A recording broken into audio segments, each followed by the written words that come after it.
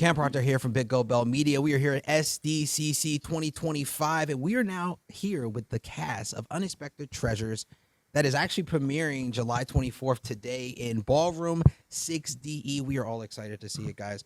Are you? This is not. There you go. Yeah, let's hear it. Let's hear it for him right here. This is it, right? We're excited. This is it. I'm pretty sure this is probably. We needed that. There you go. That was good. That was really good.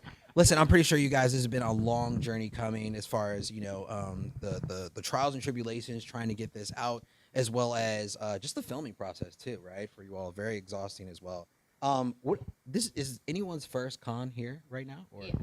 First We're cons. all, like, Cons. babies. What are you guys most excited to see here right now? Besides yourselves on the screen, I would say too, right? We're all excited to see that. I'm so excited just to get to walk the floor tomorrow. I've always wanted to come to Comic-Con. I've never been. I've always wanted to have a reason to go to Comic-Con, and now I do, and I'm so thrilled and thankful and excited about that. And we've got this whole big busy day today and the film and everything, but just tomorrow to just walk the floor and see what's what and explore. And I have no expectations other than pictures I've seen online, but I know I'm just going to be blown away by pretty much everything. Yeah. The traffic flow is insane. You guys are gonna be like, get out of my way. My dad's a huge Trekkie, so he's like, you gotta get there. Yeah. Saturday. It's when the Star Trek is happening. Oh, okay. Yeah, you're super excited for that. For me, I love the people watching. Are you kidding? Oh, yeah. The vibe is Yeah. so good. Everyone around here is so friendly. Everyone's taking pictures with everybody. So I saw some Bob's Burgers today. Okay. We saw Green Lantern. Okay. It's funny to see when people pick like more obscure characters from shows too. I just love the creativity of this crowd, and it's such a pleasure to be here. Yeah, it's the only time of year I think where you can eat dinner next to Mario as well as Luigi being across the room yelling at somebody. So it's like very exciting. What were you most excited about this year?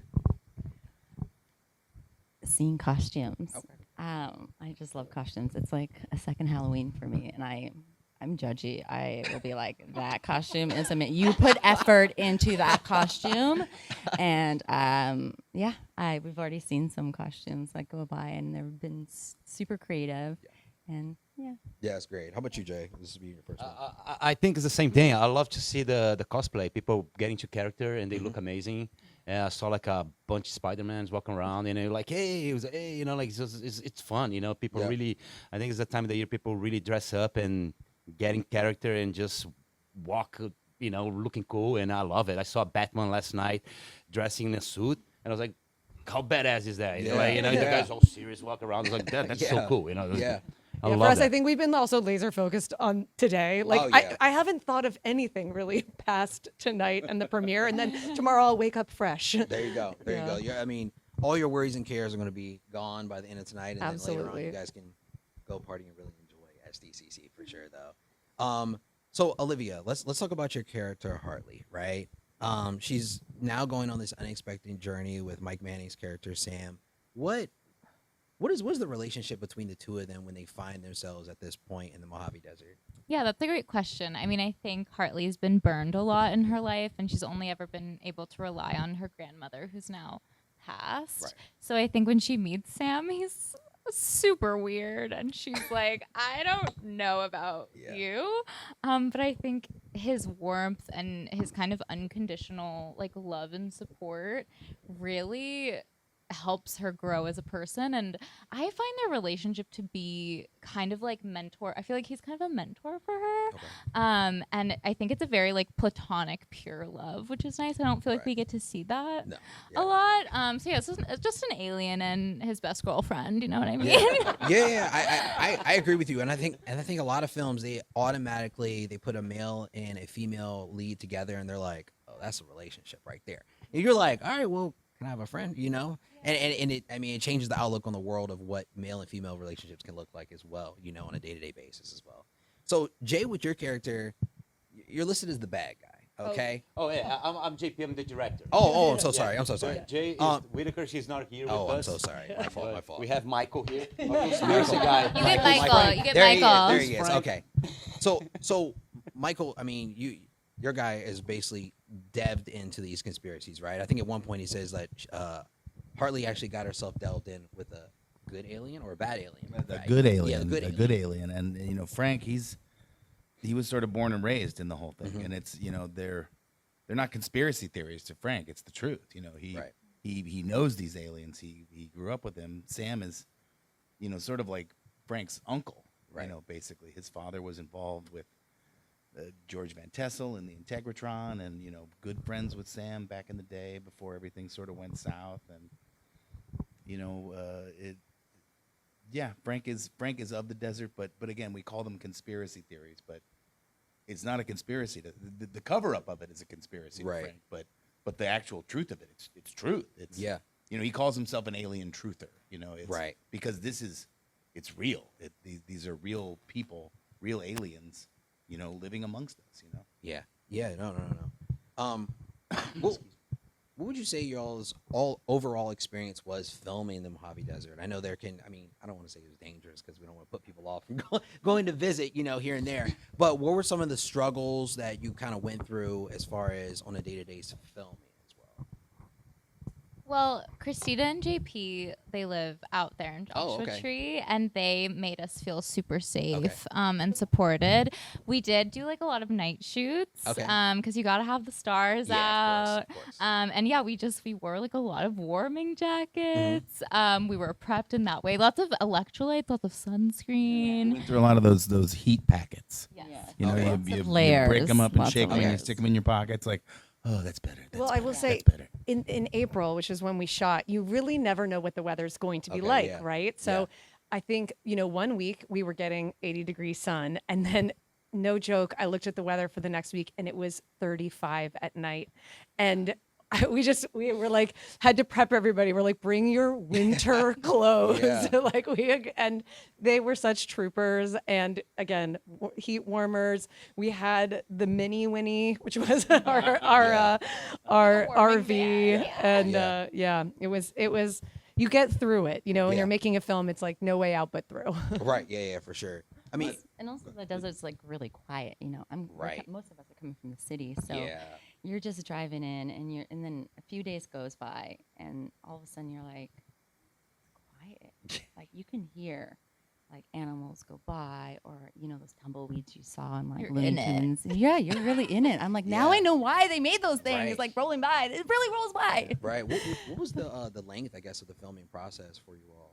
It was like a little less than 3 weeks, I think. Okay. Yeah. Oh, wow. Yeah. Okay. Yeah. I mean, oh, wow. tight. Yeah. Yeah. But it goes slow. It's not like a city. It's not Right. city life. So 3 weeks is like really an actual life, like 3 months. Yeah. I mean, we would have taken 6 weeks if we Oh, for could. sure. But, For yeah, sure. when you're For an indie film, you gotta make do with it's a what you tighter can. window for it, right? Yeah, no. I mean, that makes sense, but I mean, probably like not having so many obstacles, being in a desert area where you don't have like, oh, there's traffic over here, or something, an accident might happen over here. It kind of allows you to be able to Hold free for the free- plane. Right, The- right. The community was also so excited. Really like wild. we Yeah. had so many people coming out Mhm. and like wanting to help out and like carry us through. That's really great. I mean, especially being in an area that I feel like it doesn't get.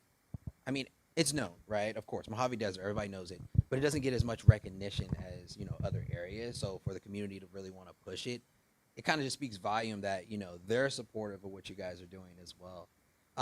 So let's get a little bit more into AnnaMaria's character, right? So can you tell us a little bit more? I've been able to only see the trailer, so I would love to know like what is your relationship along with Olivia and Michael. So I play June, which is Hartley's mom, and I'm a young mom, very young. I'm really like discovering who I am at that time, and I screw up, So she goes off, and I kind of do my own thing, and I'm trying to ask for her forgiveness. Right. Or a second chance. I like to say a second chance because that's relatable in my life. And she meets this alien dude, and it's like, hey, Mom, I need some, and I'm like, she wants me. Right. So, it's a time that I get to be a mom. Yeah. Be a mom. Yeah, yeah. It feels like not only a story of redemption, but also a second coming of a relationship that you've been Yeah. wanting, but not knowing the words of how to speak up and say, like, Right. And like, "This, can I be in this?" also learning who she is Mhm. as she has to also learn who I am now Yeah. too, right? Yeah.